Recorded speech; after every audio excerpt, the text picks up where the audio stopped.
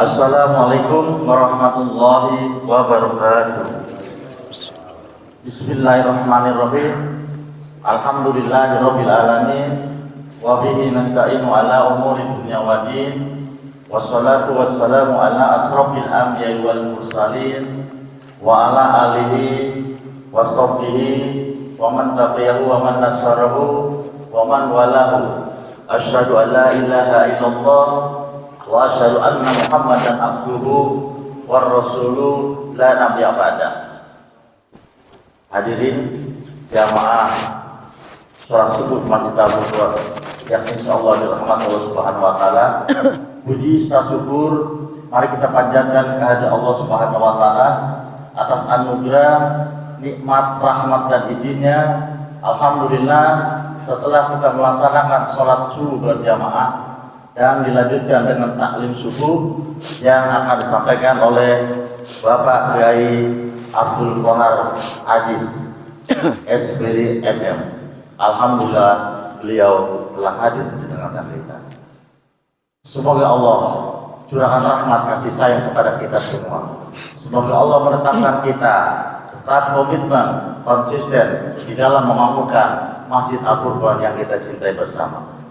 Sholawat, salam dan sanjungan tetap tercurah kepada junjungan Nabi besar Muhammad SAW beserta keluarganya, sahabat-sahabatnya, pengikut-pengikutnya sampai akhir kepada kita semua. Kita berharap di akhir nanti mendapatkan syafaat dari beliau. Baik, seperti biasanya sebelum kita mendengarkan taklim subuh ini, mari kita kirimkan surat Al-Fatihah. Kita tunjukkan kepada orang tua kita yang telah mendahului kita, keluarga kita, saudara-saudara kita, dan orang-orang yang dicintai. Semoga Allah ampunkan segala dosa-dosanya, Allah lapangkan kuburnya, Allah terima iman Islamnya, dan ditempatkan di surga Allah Subhanahu wa taala. Dan bagi kita hadir di sini, semoga Allah senantiasa memberikan kesehatan, keselamatan, serta lindungan dan keberkahan di dalam menjalankan kehidupan kita sehari-hari. Ila hadinya wala kulinya di surga wa ila hadratina Mustafa Rasulullah sallallahu alaihi wasallam. Sayyidillahum al-Fatihah. Allah ya kana butuh. Alhamdulillah.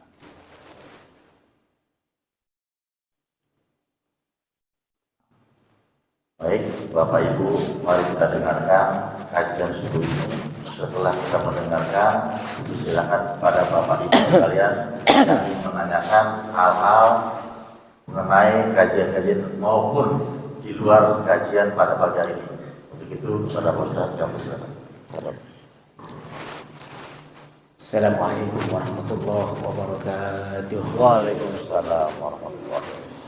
الفاتحة إلى حضرة الحبيب سيدنا حبيبنا رسول الله محمد بن عبد الله صلى الله عليه وسلم وعلى آله وأصحابه وأزواجه وذريته ثم الفاتحة إلى أرواح الخلفاء الراشدين سيدنا أبي بكر وعمر وعثمان وعلي رضي الله عنهم ثم الفاتحة إلى أرواح الأولياء والشهداء والصالحين والأئمة الراشدين والعلماء العاملين والفقهاء والمحدثين والقراء والمفسرين وأهل التوحيد والذكر وساداتنا الصوفية المحققين ثم الفاتحة إلى أرواح والدينا وأمهاتنا وأجدادنا وجداتنا ولجميع المسلمين والمسلمات والمؤمنين والمؤمنات خصوصا إلى أرواح من أوقف هذا المكان وإلى أرواح من بنى هذا المسجد الفرقان ثم الفاتحة إلى روح المؤلف هذا الكتاب الشيخ نواوي البنتاني وأصوله وفروعه أن الله يغفر لهم ويرحمهم ويعلي درجاتهم بالجنة وينفعنا ببركاتهم وأسرارهم وأنوارهم وعلومهم في الدين والدنيا والآخرة بسر الفاتحة.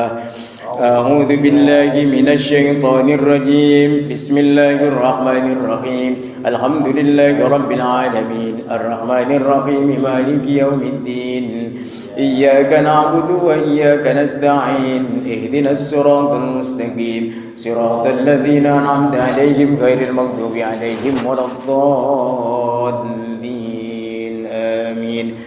يا ربي بالمصطفى بلغ مقاصدنا واغفر لنا ما مضى يا واسع الكرم.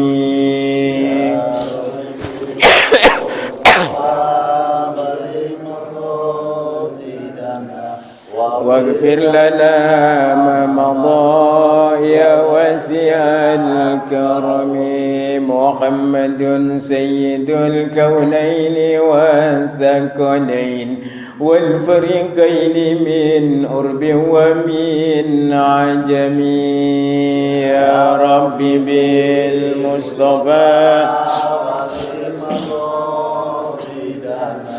واغفر لنا ما مضى يا واسع الكرم محمد ذكره روح لأنفسنا محمد شكره فرد على الأمم يا رب بالمصطفى بلغ مقاصدنا واغفر لنا ما مضى يا واسع الكرم اللهم صل وسلم وبارك عليه وعلى آله بسم الله الرحمن الرحيم بسم الله الذي لا يضر مع اسمه شيء في الأرض ولا في السماء وهو السميع العليم الحمد لله الذي جعلنا من عباده المؤمنين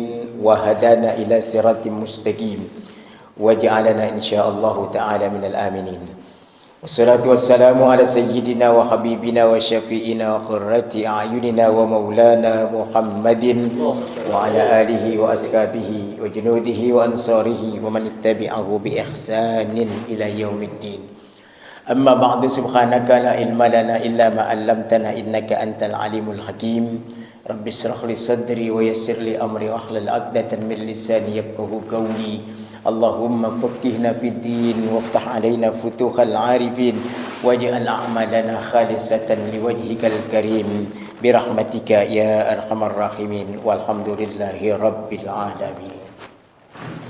Segenap pengurus Dewan Kemakmuran Masjid Al-Furqan beserta para asatidz yang saya muliakan, para jamaah Majelis Taklim Masjid Al-Furqan yang berbahagia, kita awali jumpa kita hari ini dengan sama-sama memanjatkan puji dan syukur kehadirat Allah Subhanahu wa taala atas rahmat dan inayah serta taufik dan hidayahnya.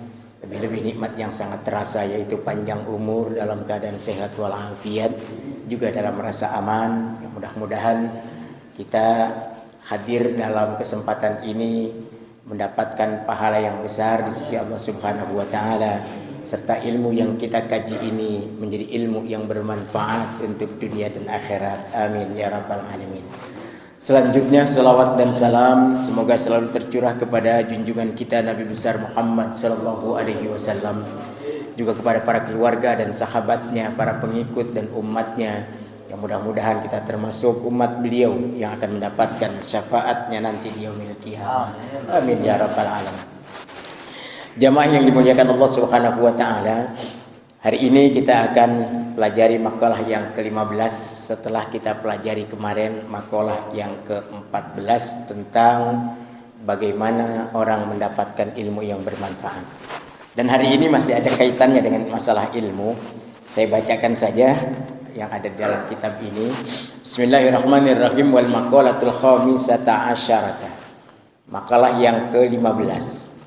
Ruya anna rajulan, diriwayatkan bahwa ada seorang laki-laki min Bani Israila, dari Bani Israel, jamaah, dia mengumpulkan samanina tabutan, 80 peti minal ilmi, dari buku, dari ilmu.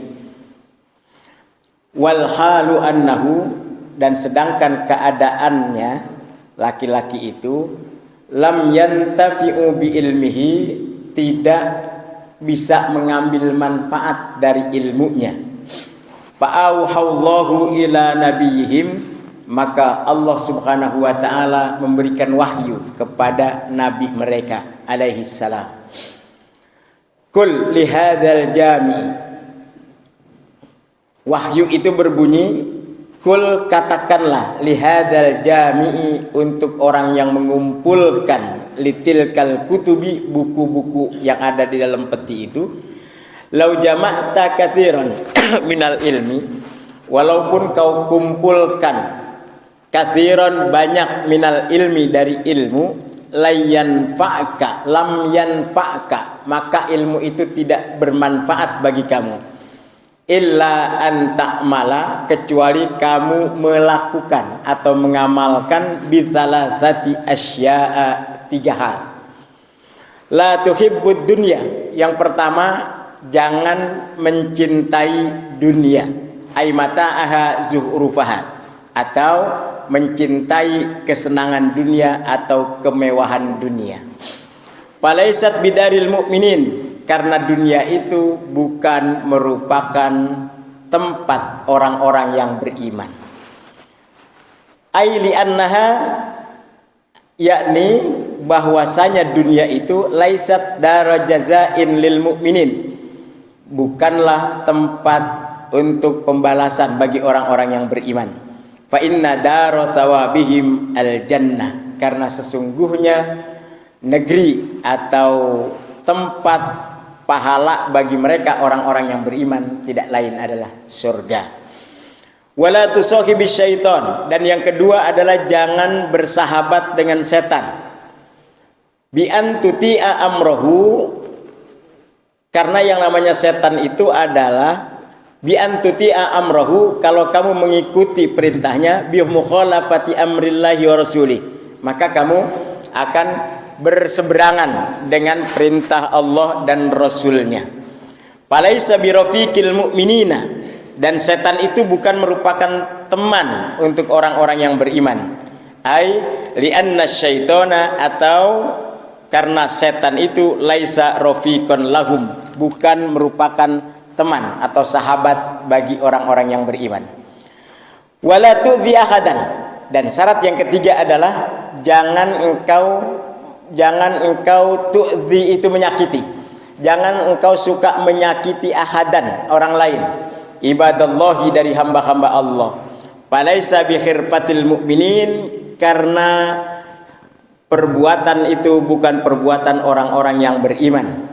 Ai li'annal idza'a laisa sun'atahum, karena yang namanya menyakiti hati orang lain itu adalah bukan perbuatan orang-orang yang beriman. Hadirin kaum muslimin yang dimuliakan Allah Subhanahu wa taala, makalah yang kelima ini kembali mengajarkan kepada kita tentang bagaimana agar ilmu itu bisa bermanfaat, ilmu yang sudah kita pelajari, ilmu yang bisa kita gunakan sehingga mengantarkan kita untuk bisa berjumpa dengan Allah Subhanahu wa taala di akhirat nanti, yaitu masuk ke dalam surganya. Di sini diceritakan ada seorang laki-laki, ya, hobinya itu mengumpulkan buku. Buku itu berpeti-peti sampai 80 peti. Kalau gambaran kita sekarang hobinya adalah mengumpulkan kitab-kitab yang kitab itu berjejer di lemarinya, ya. Sampai 80 peti. Nah, sementara ilmu itu tidak diamalkan, ilmu itu tidak bermanfaat buat dia. Artinya bukunya banyak tetapi tetap aja jauh dari Allah Subhanahu wa taala. Akhirnya apa yang terjadi? Allah Subhanahu wa taala memberikan wahyu kepada Nabi di zaman Nabi Bani Israel tersebut, ya, untuk disampaikan kepada orang yang suka mengumpulkan buku itu tetapi bukunya tidak bermanfaat. Allah wahyukan dengan kalimat kul, katakan lihadzal jami'i, untuk orang yang mengumpulkan buku tersebut.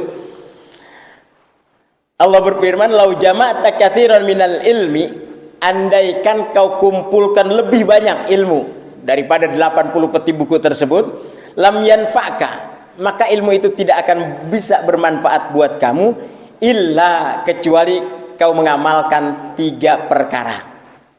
Jadi ternyata ada persyaratan-persyaratan agar kita ilmunya itu betul-betul bermanfaat, dan ini paling tepat memang disampaikan kepada santri, ya. Jadi agar ilmunya itu bermanfaat, maka tidak boleh melakukan 3 hal, kecuali melakukan 3 hal. Pertama adalah la tuhibbud dunya, nggak boleh menjadi orang yang hubbud dunya. Kita harus pahami yang dimaksud dengan hubbud dunya itu apa. Hubbud dunya itu bukan berarti meninggalkan dunia, bukan berarti nggak boleh punya rumah mewah, bukan berarti nggak boleh punya pakaian bagus, bukan berarti nggak boleh memiliki pekerjaan yang bisa menghasilkan lebih banyak harta, bukan. Yang dimaksud dengan hubbud dunia adalah cinta terhadap dunia sampai meninggalkan urusan kepada Allah Subhanahu wa taala. Dari pagi sampai pagi urusannya dunia melulu. Begitu melek mata yang diingetin duit, ya Pak Nurdin. Begitu melek mata yang diingetin adalah urusan dunia. Jadi dia tidak ingat lagi kepada Allah. Begitu bangun tidur yang kebayang adalah dunia. Padahal Islam mengajarkan ketika bangun tidur saja, begitu melek mata, begitu sadar pikiran kita dan begitu bergerak anggota kita, apa yang kita harus lakukan? Ingat sama Allah Subhanahu wa taala. Alhamdulillahilladzi ahyana ba'dama amatana wa ilaihin nusur. Kan gitu. Jadi begitu bangun pagi-pagi itu bukan ingatnya duit, bukan ingatnya dunia, bukan ingatnya pekerjaan, tapi ingatnya adalah kepada Allah Subhanahu wa taala. Alhamdulillah alladzi ahyana, ya segala puji bagi Allah yang telah menghidupkan kami ba'dama amatana, setelah kami mati. Karena pada hakikatnya ketika kita tidur itu kita tidak tahu apa-apa dan sama dengan dalam keadaan mati. Ingat kepada Allah Subhanahu wa taala. Dan setelah itu juga apa yang kita lakukan? Wudu untuk melaksanakan sholat tahajud, wudu untuk melaksanakan sholat subuh. Pokoknya yang pertama kali kita lakukan adalah pendekatan diri kita dulu kepada Allah Subhanahu wa taala, bukan langsung dunia yang kita kejar. Itu yang dimaksud dengan hubbud dunia. Karena hubbud dunia itu adalah ra'sun kullu khati'ah. Ya, hubbud dunia itu ra'sun kullu khati'ah. Hubbud dunia atau cinta terhadap dunia itu adalah pangkalnya, ra'suhu, kepalanya, kulli khati'ah, setiap kejahatan, setiap kesalahan.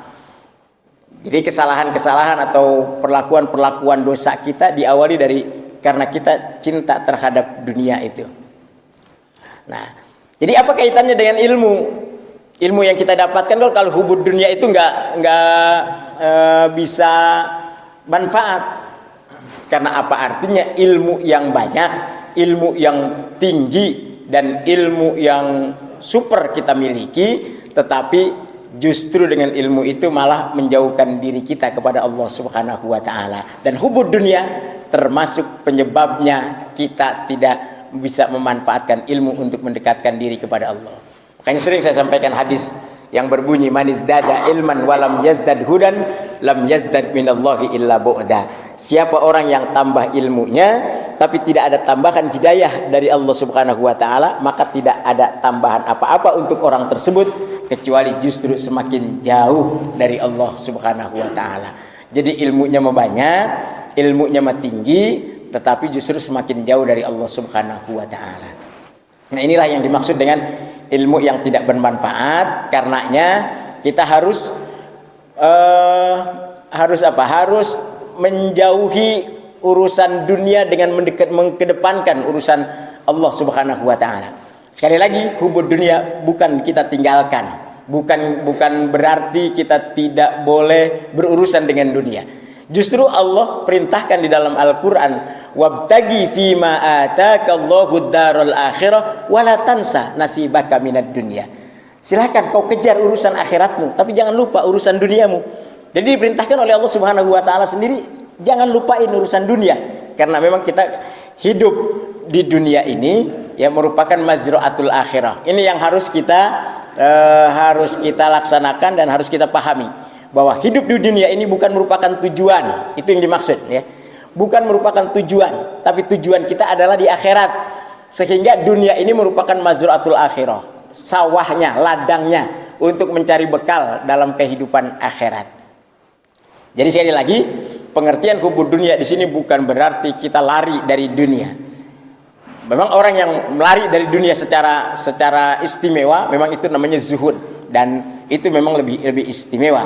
Tetapi buat ukuran kita, ad-dunya mazra'atul akhirah, itu yang harus kita pahami, bahwa dunia itu adalah ladangnya akhirat, agar akhirat kita itu menjadi tujuan hidup. Bukan dunia oriented, tetapi akhirat orientasi hidup kita. Nah, kalau yang kehidupannya orientasinya dunia, pastikan yang dikejar dunia melulu. Nah, ini yang tidak dibolehkan. Yang tidak dibenarkan di dalam agama adalah mengejar dunia melupakan akhirat, apalagi sampai tidak meyakini adanya hari akhirat, jelas sudah kafir seperti itu. Nah, kenapa kita harus meninggalkan, memprioritaskan kehidupan akhirat? Karena jangan sampai kita menganggap dunia ini sebagai tujuan utama. Kemudian biasanya orang yang hubbud dunia, ya, orang yang cinta dunia, karena orientasi hidupnya itu adalah dunia, maka dia untuk memperoleh dunia itu menghalalkan segala cara. Yang penting bisa meraih keduniaan, bisa meraih kehidupan dunia ini dengan bahagia. Karena orientasi kehidupannya adalah dunia, maka segala cara dia lakukan untuk mendapatkan dunia itu. Mau korupsi ya korupsi, mau nyolong ya nyolong, nggak ada pertimbangan dan nggak ada rasa takut untuk diperhitungkan di akhirat nanti.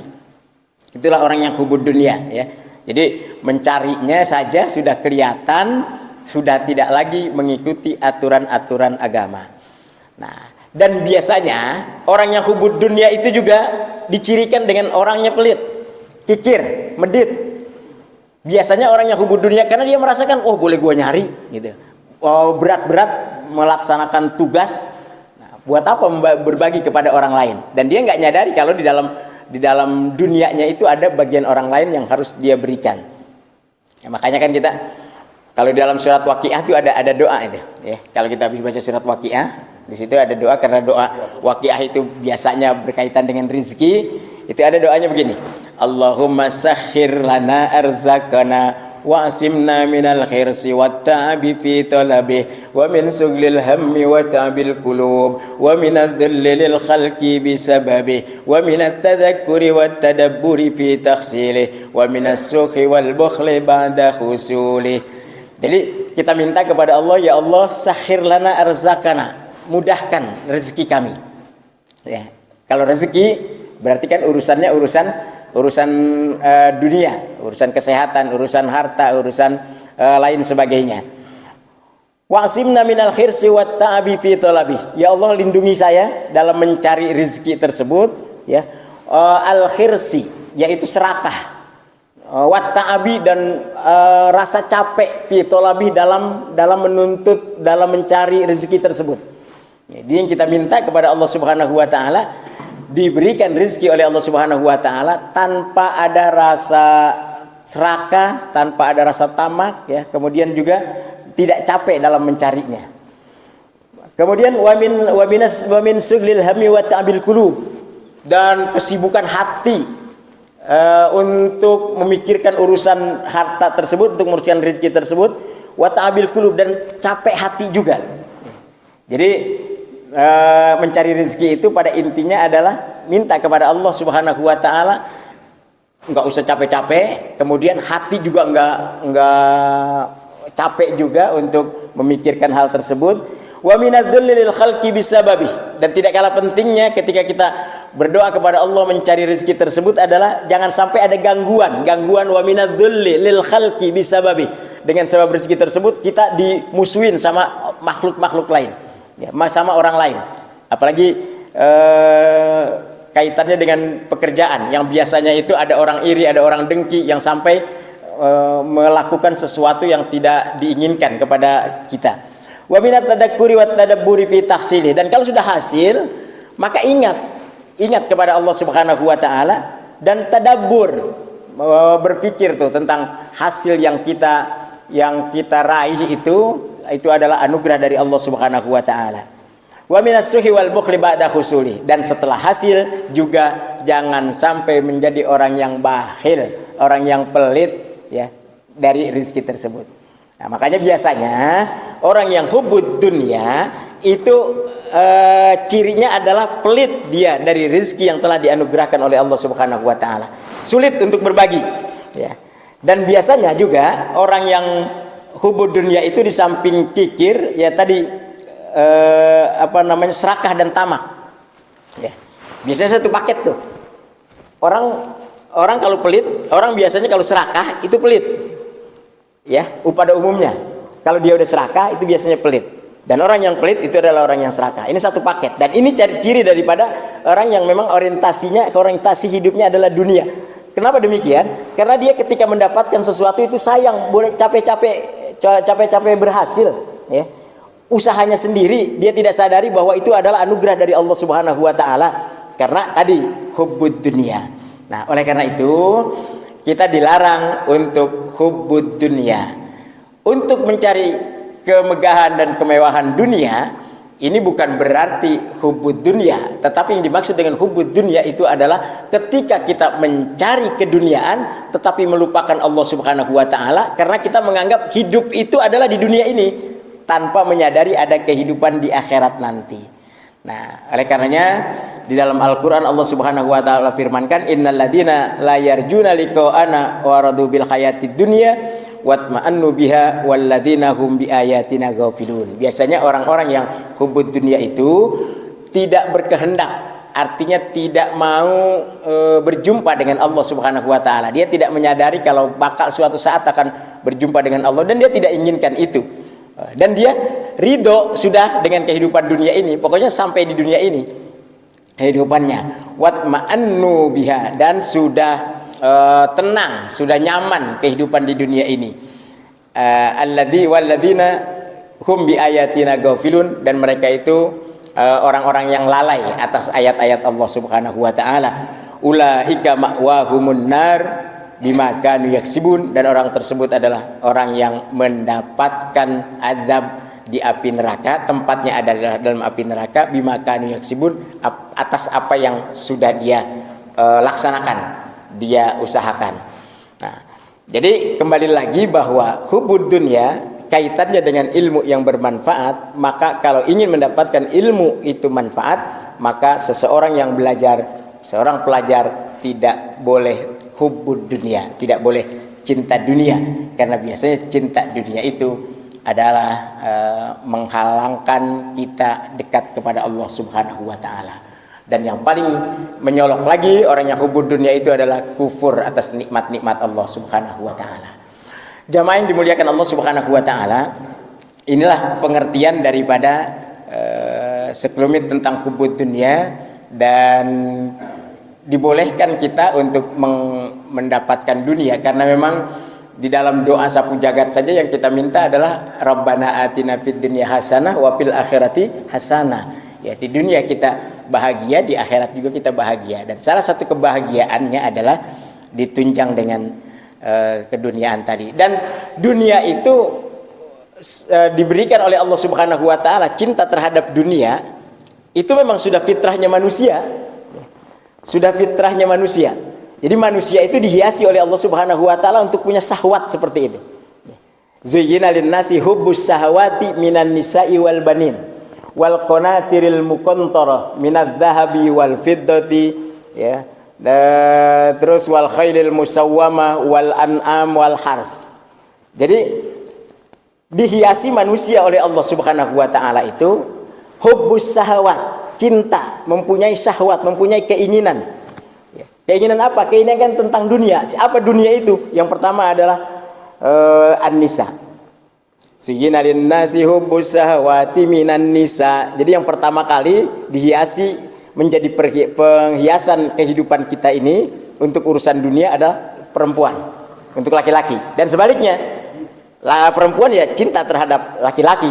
Nah, ini merupakan bagian daripada kehidupan di dunia. Itu dihiasi memang oleh Allah Subhanahu wa taala untuk mendapatkan kesenangan, untuk mendapatkan kebahagiaan dunia. Jadi cinta laki-laki cinta terhadap perempuan, perempuan cinta terhadap laki-laki. Ini yang fitrah. Nah, tetapi kalau sudah laki-laki mencintai laki-laki, perempuan dan mencintai perempuan yang LGBT tersebut, nah ini sudah bukan fitrah lagi, sudah bukan aturan Allah lagi. Dia sudah melanggar jelas-jelas fitrah Allah Subhanahu wa taala yang diberikan kepada manusia. Makanya MUI tegas-tegas melarang saat ini ketika ada utusan Amerika untuk kampanye LGBT di Indonesia, jelas ditolak tuh. Alhamdulillah kemarin juga saya baca NU juga sudah menolak. Ya, mudah-mudahan ormas-ormas Islam yang lain juga menolak kedatangan utusan Amerika untuk mengkampanyekan LGBT di Indonesia ini. Kita lagi susah-susah dengan adanya gempa seperti ini, tapi di sisi lain masih ada saja yang berorientasi kehidupannya terhadap pembangkangan terhadap ajaran Allah Subhanahu wa taala. Nauzubillah min dzalik. Hanya ditegur lagi kemarin di Garut ya Pak ya. Nah, inilah kekuasaan Allah Subhanahu wa taala. Kalau di Garut di Cianjur 5, berapa kemarin? 5,4 atau 5,6? 5,6 saja dahsyatnya seperti itu ya, berantakan rumah-rumah. Alhamdulillah saya kemarin hari Senin kemarin sudah berkunjung ke 5 titik ya. Ke 5 titik, satu diantaranya adalah di pesantren yang viral itu. Pesantren yang rubuh. Saya datangi di sana dan dia cerita begitu dahsyatnya memang goyangan tersebut sampai lepas itu bangunan dan roboh, dan untungnya ada santri perempuan di tempat itu 27 orang keburu turun semua. Jadi alhamdulillah bisa selamat. Ya. Jamaah yang dimuliakan Allah Subhanahu wa taala, 5,6 dahsyatnya seperti itu, banyak yang roboh. Bahkan ketika saya di sana 2 kali juga nemuin getaran tersebut. Getarnya bukan goyang tapi bagaimana ya? Turun begitu. Ya. Nah, ini saya katakan kekuasaan Allah. Ternyata di Garut kemarin berapa? 6,5 ya kalau nggak salah, dibalik. Tapi alhamdulillah ada pernyataan di sana tidak ada kerusakan yang berarti seperti di Cianjur. Bayangkan coba 5,6 dahsyat, tetapi 6,5 nggak terjadi apa-apa. Kalau bukan karena kekuasaan Allah Subhanahu wa taala. Disinilah makanya segalanya kita harus tawakal kepada Allah Subhanahu wa taala. La haula wala quwwata illa billah. Tetapi ingat, segala sesuatu yang merupakan bencana itu adalah undangan kita sendiri, yaitu selaku manusia yang selalu berbuat salah dan dosa. Kita tidak menyalahkan daerah per daerah untuk melakukan perbuatan-perbuatan maksiat dan dosa. Pokoknya siapapun yang melakukan perbuatan dosa dan maksiat, apalagi kemaksiatan itu adalah kemaksiatan yang betul-betul pantangan dari zaman nabi-nabi terdahulu, kemudian dilakukan oleh manusia sekarang, maka jangan kaget kalau Allah Subhanahu wa taala memberikan teguran seperti itu. Dan kalau sudah terkena seperti itu, musibah tidak hanya orang-orang yang berbuat zalim saja. Karena Allah sudah ingatkan dalam Al-Qur'an, wattaqu fitnatan la tusibanna alladzina zalamu minkum khassah. Hendaklah kamu takut terhadap fitnah, terhadap bencana dan malapetaka ya, yang terjadi bukan hanya orang-orang yang zalim saja, bukan hanya orang-orang yang berbuat dosa saja, bukan hanya orang-orang yang berbuat maksiat saja, tetapi kalau sudah terkena, maka orang-orang yang baik pun akan terkena. Yang suka tahajud juga ketimpa, yang suka berbuat dakwah, yang suka menyampaikan dakwah juga terkena, habibnya kena, ulamanya kena kalau sudah seperti itu. Nah, jadi jamaah yang dimuliakan Allah Subhanahu wa taala, sekali lagi kembali kepada hubud dunia tadi, bahwa kita tidak boleh hubud dunia bukan berarti lari daripada dunia, tetapi kita kejar dunia, jangan sampai melupakan Allah Subhanahu wa taala. Itu yang pertama. Kemudian yang kedua adalah alasannya kenapa jangan mencintai dunia. Falaisat bidaril mu'minin. Ini yang menjadi alasan. Ya. Karena dunia itu bukannya negeri untuk orang-orang yang beriman. Jadi orientasi hidupnya itu bukan di sini, bukan di dunia bagi orang-orang yang beriman itu. Ya. Yang dimaksud di sini adalah laisat daru jazain lil mu'minin. Ya. Jadi dunia itu bukan merupakan jazaan, bukan merupakan balasan. Balasan itu nanti adanya di akhirat bagi orang-orang yang beriman.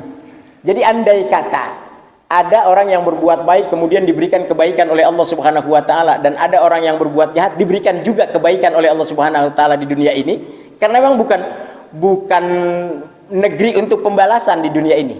Untuk pembalasannya itu adalah nanti di akhirat. Pahalanya nanti di akhirat dan dosanya nanti akan diterima di akhirat.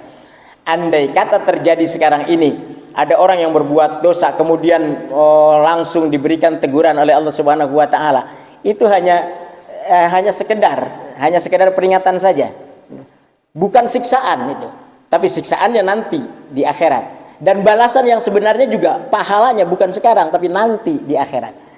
Adapun yang kita lakukan kemudian kebaikan diberikan kebaikan oleh Allah Subhanahu wa taala, itu adalah merupakan dampak. Jadi sekali lagi bukan balasan. Balasannya kapan? Daru jazaan lil mu'minin fa inna thawabuhum fil jannah. Tetapi pahalanya nanti ada di dalam surga. Itu balasan yang sebenarnya nanti. Pamay ya'mal mithqala dzarratin khairan yarah Wa may ya'mal mithqala dzarratin syarran yarah. Ya. Sedikit apapun yang kita kerjakan itu akan dibalas oleh Allah Subhanahu wa taala dengan pahala. Dan sedikit apapun dosa yang kita kerjakan maka akan ada balasannya. Kapan balasannya? Nanti di akhirat. Kalau di dunia ini hanya kebaikan Allah Subhanahu wa taala yang diberikan kepada kita, ya. Kemudian yang kedua, wala tusahibis syaiton. Dan orang yang menuntut ilmu itu jangan sampai bersahabat dengan setan. Kenapa tidak boleh bersahabat dengan setan? Falaisa birafiqil mu'minin, karena setan itu adalah bukan merupakan teman, bukan merupakan sahabat bagi orang-orang yang beriman. Kenapa tidak boleh bersahabat dengan setan? Karena beda orientasi hidupnya. Kalau setan itu mengajak kejelekan, mengajak kejahatan dan melarang orang berbuat baik. Kalau manusia kan sebaliknya, wa takum minkum ummatun yad'una ilal khair ya'muruna bil ma'ruf wa yanhauna 'anil munkar. Kalau manusia itu tugas hidupnya adalah mengajak kepada kebaikan dan melarang kejahatan. Karena kehidupan kita ini beda dengan kehidupan setan, maka jangan sampai bersahabat dengan setan. Siapa setan itu? Setan itu adalah merupakan satu sifat yang ada pada jin dan termasuk manusia. Kalau jin itu jelas makhluk yang dibuat dari api, manusia dibuat dari tanah. Nah, kalau iblis adalah biangnya jin itu, biangnya jin yang berbuat jahat. Tapi jin ada juga yang berbuat baik. Karena jin dan manusia juga diperintahkan oleh Allah Subhanahu wa taala untuk ibadah. Wa ma khalaqtul jinna wal insa illa liya'budun.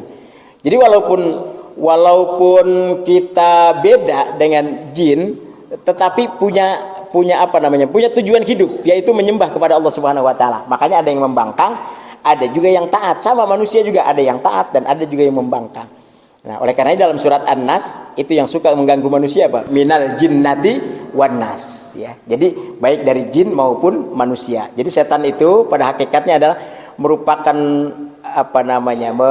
sifat dari kedua makhluk tadi.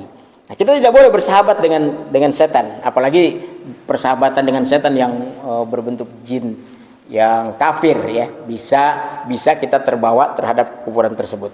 Dan yang terakhir, yang tidak boleh dilakukan oleh orang yang sedang menuntut ilmu adalah wala tu'dhi ahadan min ibadillah. Jangan mengganggu, jangan menyakiti hati orang lain. Menyakiti hati orang lain baik secara verbal maupun secara perlakuan. Ini tidak boleh mengganggu seseorang. Falaisa bisyirfatil mu'minin, karena yang namanya menyakiti hati orang lain itu adalah bukan perbuatan orang-orang yang beriman. Nah, baik terhadap orang-orang yang beriman ataupun terhadap orang-orang yang tidak beriman. Terhadap orang kafir kita tidak boleh menyakiti hati orang kafir, apalagi hati orang kafir yang memang mau bersahabat, yang namanya kafir dhimmi. Sebab ada kafir dhimmi, ada kafir harbi. Kafir dhimmi adalah kafir orang-orang di luar Islam yang memang ingin bersahabat dengan kita, bersatu dengan orang-orang yang beriman. Oh, ini diprioritaskan oleh Rasul Shallallahu Alaihi Wasallam. Orang yang mengganggu mereka, kata Nabi, sama dengan mengganggu aku.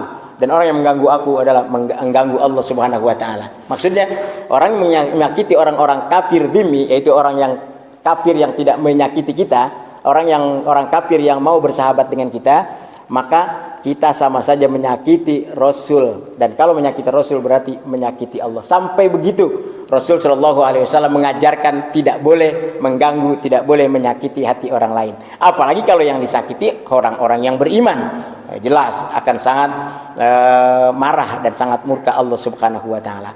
Kecuali terhadap kafir harbi. Kalau kafir harbi karena sudah bencinya luar biasa sampai memerangi kita tidak boleh kalah, kita tidak boleh mundur, harus kita hadapi. Ya, kalau memang dia jual maka kita beli. Jadi jamaah yang dimuliakan Allah Subhanahu wa taala, orang yang menuntut ilmu adalah orang yang tidak boleh hubud dunia, kemudian tidak boleh bersahabat dengan setan, dan tidak boleh menyakiti hati orang lain. Sebab kalau menyakiti hati orang lain, maka sama saja menyakiti Allah, berarti dia jauh dari Allah Subhanahu wa taala, walaupun ilmunya tinggi. Walaupun bukunya tadi berapa peti tadi dijelaskan dalam buku kitab ini? 80 peti bukunya. Nah, jadi tidak ada manfaatnya. Barangkali sampai di sini uraian saya yang kita ambil dari kitab Nasaihul Ibad ini di bab ketiga makalah yang ke-15, lanjutan dari yang kemarin. Mungkin ada pertanyaan, langsung saja. Pak Jina. Itu mic di bawah itu. Kalau nggak ada saya bersyukur karena buru-buru nih. Pak Nurdin mungkin. Ayo, silakan. Tadi kiriman suratul Fatihah untuk almarhumah Ibu Siti meninggal. Ibu Siti adanya Pak Haji Abdullah. Oh, Masya Allah. Ya. Ntar saya baca lagi.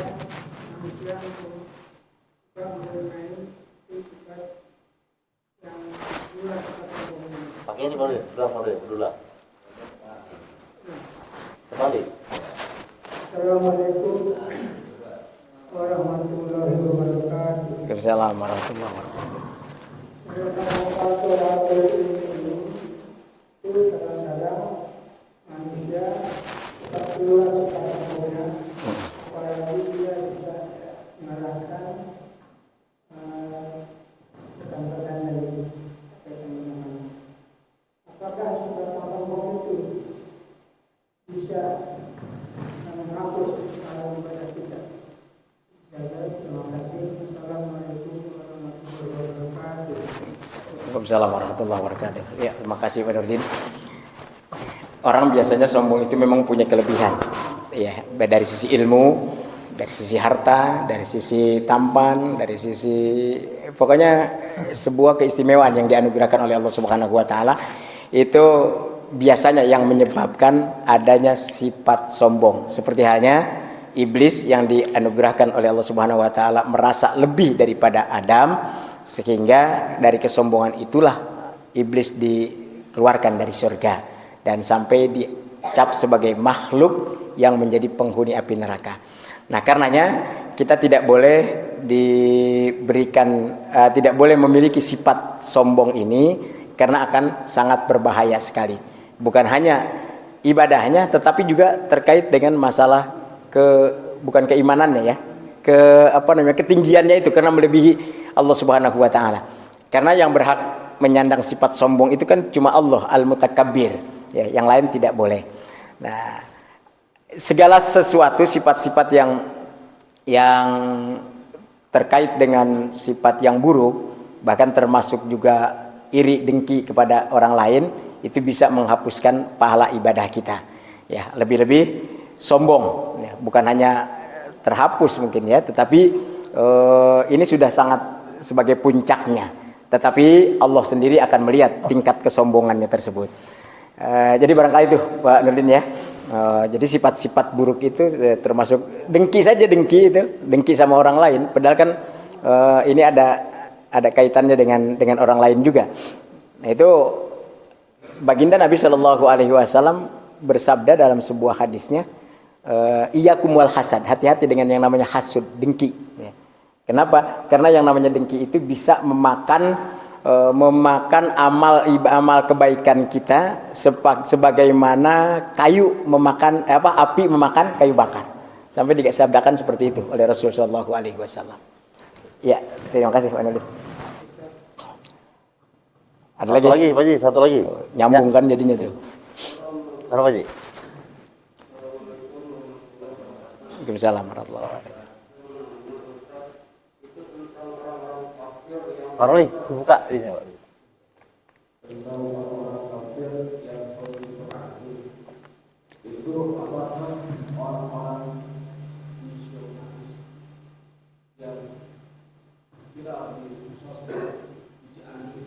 Ya.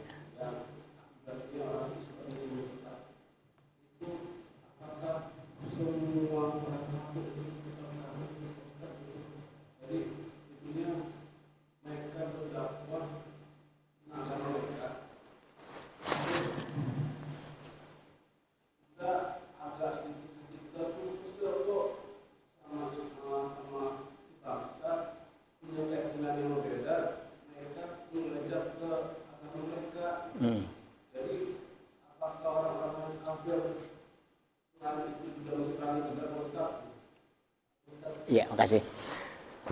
Begini,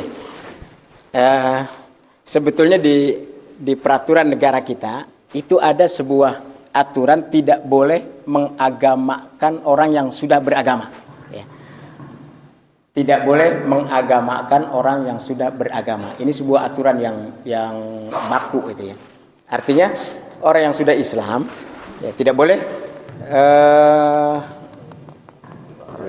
ya dipengaruhi gitu. Sekarang ini banyak memang kejadian-kejadian seperti itu. Bahkan pernah saya uraikan pada saat itu di Cianjur, memang di Ciranjang ya ada itu. Satu desa yang namanya Kertajaya. Nah, Kertajaya inilah satu desa yang sekarang ini sudah dikuasai oleh misionaris. Sampai satu desa itu berapa persen, pokoknya tinggi tingkat persentasinya. Ya. Bahkan ada satu kampung yang namanya Palalangon itu 100% sudah masuk Kristen semua. Ya. Nah, ini yang akhirnya dihubung-hubungkan dengan dihubung-hubungkan dengan kejadian gempa. Itu kejadiannya sudah lama sebetulnya. Nah, kalau pertanyaannya tadi, apakah orang-orang yang seperti ini harus kita perangi? Ya, tentu saja kita tidak perangi secara fisik, tetapi kita harus bisa menangkal dan mencegah bagaimana kekuasaan mereka ini biar jangan sampai berpengaruh lebih luas lagi. Ya. Makanya sekarang ada KPRCM dari Depok ini sedang berusaha di sana untuk mencegah. Ya, jangan sampai kejadian ini lebih meluas lagi ke wilayah-wilayah lain. Ya, dengan diadakan kegiatan-kegiatan santunan. Jadi mereka mengkafirkan orang-orang kita dengan cara begitu, maka kita juga harus melawannya dengan cara gitu, mencegahnya dengan cara seperti itu. Kalau kita hantam, pasti akan berbalik ke kita hukumannya. Nah, oleh karena itu yang kita cegah adalah jangan sampai orang-orang yang masih berada di Islam ini kemudian kita biarkan yang akhirnya tambah lagi karena keminiman ekonomi tersebut. Dan di samping itu mereka juga sedang dirayu, dirangkul bagi mereka-mereka yang sudah murtad, diusahakan biar bisa kembali ke jalan Allah Subhanahu wa taala. Itu yang sedang dilakukan oleh saudara-saudara kita. Dan ini termasuk peperangan ya. Peperangan yang tidak sampai menumpahkan darah, tetapi kita bisa menyelamatkan orang-orang yang ada di sana.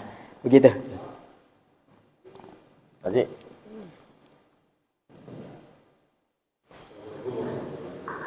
Assalamualaikum.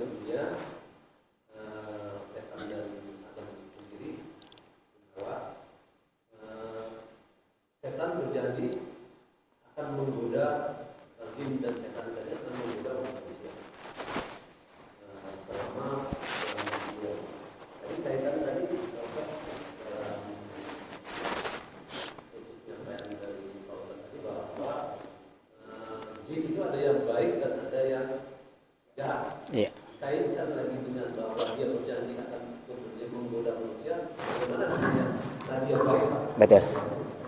Iya, terima kasih. Jadi begini, jin itu adalah makhluk Allah yang diciptakan dari api, dan manusia makhluk Allah yang diciptakan dari tanah. Nah, jin ini ada yang beriman dan ada juga yang tidak beriman, ada yang patuh dan ada yang tidak patuh, karena memang tugas mereka hidup di dunia ini sama dengan manusia, yaitu liya'budun, untuk menyembah kepada Allah Subhanahu wa taala. Nah, kalau jin yang tidak beriman itu adalah iblis, ya. Biangnya itu adalah iblis. Nah, sehingga orang-orang yang diganggu oleh jin, pertanyaannya tadi ya, orang-orang yang diganggu dengan jin jelas adalah jin-jin atau iblis yang memang tidak termasuk dalam kategori yang beriman, yaitu jin yang suka menggoda. jin yang kafir, jin yang tidak beriman kepada Allah Subhanahu wa taala. Tetapi jin-jin yang beriman kepada Allah Subhanahu wa taala, maka jin tersebut adalah jin yang bakalan masuk surga, dan jin tersebut adalah jin yang memang suka juga bersahabat dengan para nabi-nabi terdahulu, ya. Artinya mereka ini bisa kita jadikan sahabat, orang-orang jin-jin yang baik ini. Makanya kan ada wali-wali yang ada yang nikah dengan jin, ya, dengan jin Islam gitu kan. Karena memang ada jin yang tidak semuanya, jin itu tidak semuanya kafir, jin itu tidak semuanya jahat. Jadi ada jin yang Islam. Sama dengan manusia. Makanya kembali tadi, setan itu sebetulnya bukannya nama zatnya, tetapi setan itu adalah nama sifatnya, sifat untuk jin yang kafir, sifat untuk jin yang jahat. Nah, makanya setan ini juga dinisbatkan kepada manusia yang jahat juga minal jinnati wan nas tadi, yaitu termasuk dari jin dan manusia. Jadi artinya begini, jin yang suka mengganggu manusia yang memang sudah berikrar minta dipanjangkan umurnya, kemudian akan mengganggu dan menggoda manusia, itu adalah jin-jin yang kafir, jin-jin yang jahat. Itu ya. Jadi pada saat itu diturunkan ke dunia itu tidak hanya jin yang berjanji itu saja ya Pak, semua jin Pak. Iya, semua jin. Berarti yang berjanji itu Yang berjanji kan iblis. yang iblis ya. Iya, yang berjanji itu iblis ya. Jadi pada saat itu diturunkan semua jin dan iblisnya semua diturunkan. Iya, semua. Ya termasuk Adamnya juga kan diturunkan. Udah selesai, nggak ada lagi. Baik, kita tutup dengan doa, namun kita baca Fatihah dengan ikhlas untuk almarhumah Ibu Siti Ma'ani binti Muhammad. Siapa ini? Istri. Adiknya Pak Ajab. Adik dari Bapak Haji Abdullah. Kita doakan mudah-mudahan Allah Subhanahu wa taala terima iman Islamnya, Allah ampuni segala dosa dan kesalahannya, dan Allah jadikan kuburnya raudhah min riyadil jannah. Ala hadhihi niyyah wa kulli niyatin salihah. Al-Fatihah. A'udzu billahi minasyaitonir rajim. Bismillahirrahmanirrahim. Alhamdulillahirabbil alamin. الرحمن الرحيم مالك يوم الدين إياك نعبد وإياك نستعين اهدنا الصراط المستقيم صراط الذين أنعمت عليهم غير المغضوب عليهم ولا الضالين آمين بسم الله الرحمن الرحيم الحمد لله رب العالمين حمدا يوافي نعمه ويكافئ مزيدا يا ربنا لك الحمد ولك الشكر كما ينبغي لجلال وجهك الكريم العظيم سلطانك اللهم صل على سيدنا محمد وعلى آل سيدنا محمد اللهم اغفر لأمة سيدنا محمد اللهم ارحم أمة سيدنا محمد اللهم استر أمة سيدنا محمد اللهم اجبر أمة سيدنا محمد اللهم أصلح أمة سيدنا محمد اللهم آفي أمة سيدنا محمد اللهم فرج عن أمة سيدنا محمد صلى الله عليه وسلم فرجا عاجلا برحمتك يا أرحم الراحمين بفضل سبحان ربك رب العزة عما يصفون وسلام على المرسلين والحمد لله رب العالمين. Terima kasih kepada Bapak Ustadz yang telah berdoa pada malam ini. Semoga doa-doa kita diterima Allah Subhanahu wa taala. Terima kasih kepada Bapak Ustadz atas kajian-kajiannya. Semoga bisa bermanfaat untuk kita semua, bisa kita gunakan dalam kehidupan kita sehari-hari. Terima kasih kepada hamba Allah yang pada pagi hari ini telah menyediakan konsumsinya untuk sarapan pagi jamaah. Semoga niat baiknya diterima Allah Subhanahu wa taala. Terima kasih pula kepada tim konsumsi dari Masjid Al-Furqon, Bapak Galuh, Bapak Tarmuli, Bapak dan teman-temannya. Terima kasih pula kepada Bapak yang telah hadir dalam kajian ini. Semoga kita bisa bertemu kembali dalam kesempatan yang sama. Lebih kurangnya kami mohon dibuka pintu maaf. Wabillahi taufiq wal hidayah. Assalamualaikum warahmatullahi wabarakatuh. Sallallahu ala Muhammad sallallahu alaihi wasallam. Sallallahu ala Muhammad sallallahu alaihi wasallam.